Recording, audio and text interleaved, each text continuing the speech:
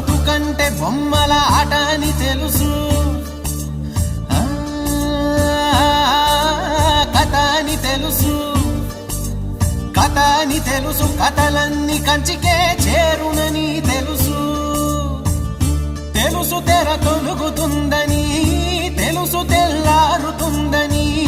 తెలుసు ఈ కట్టె పుట్టుకుమంటదని, తెలుసు ఈ మట్టి మట్టిలో కలిసిపోతదని, ఇన్ని తెలిసి రకాటంలో పడిపోతావు ఎందుకని? మాయా